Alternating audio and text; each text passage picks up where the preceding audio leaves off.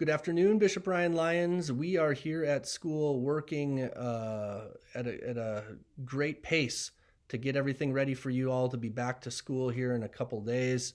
I want to leave some housekeeping items with you today, which are important for the parents to help us with some efficiency and to get things in place since this is out of normal protocol. We're not having our mandatory parent meeting. And there are some COVID related or distance learning related housekeeping items that I need to cover today. So I want to just be real brief with this video. A couple of things. First of all, on the link below this video is a link to our COVID-19 Bishop Ryan page. You should check that page out. You're going to see there all the pertinent documents that you need for your own review and information. Our health and safety plan, our distance learning plan. Embedded is the video of our health and safety Zoom meeting, should you still be interested in viewing that, as well as a couple of addenda that are important for us. The first addendum is that daily checklist. That's just for you. If you want to print that out, that's available for you and will be posted there in perpetuity until this thing's over. And then secondly, the addenda 2 is for underlying health conditions. We want to have one of those on file for every employee and student in the building. So if you would like, you can print that off and send that back to us, or you can wait for the mail to bring you a hard copy, which we're going to be sending out to everybody, and you can get that back to us then as soon as you're able. Moving on from those housekeeping items to virtual learning as part of our distance learning plan. If you read through the document, basically our distance learning plan has two different phases: a readiness phase, which includes in-person instruction, and the distance learning phase, which hopefully, God forbid, we would go back to that, but that would be no in-person instruction. So the readiness phase and then the distance learning phase. As part of the readiness phase, there are certain parents who are going to choose to elect for their children to be part of virtual synchronous learning.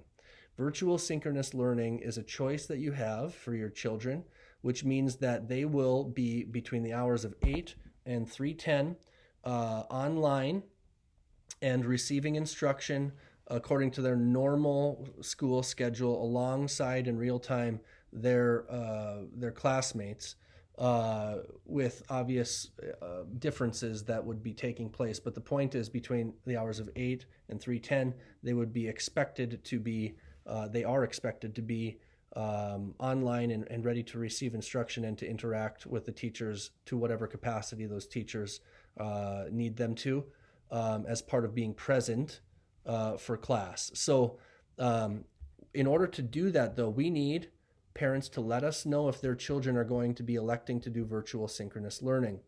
Let me just read the brief summary from our distance learning plan on what that means.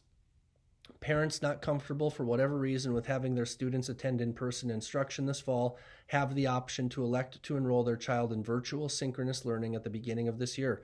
Once the election or the choice for virtual learning has been made, that decision lasts for the entire quarter. We are providing, however, a 3-week probationary period at the beginning of the school year wherein parents who have elected virtual synchronous learning may switch their child to in-person instruction immediately.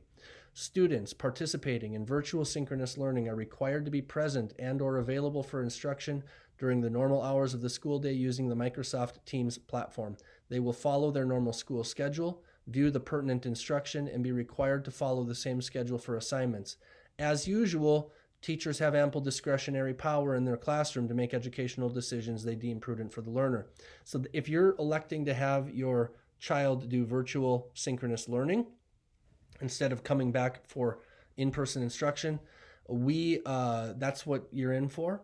And what we need from you is to know that by you responding to this email, letting us know which children of yours or child of yours is going to be doing virtual synchronous learning before this Thursday at 3 p.m. We need to know that.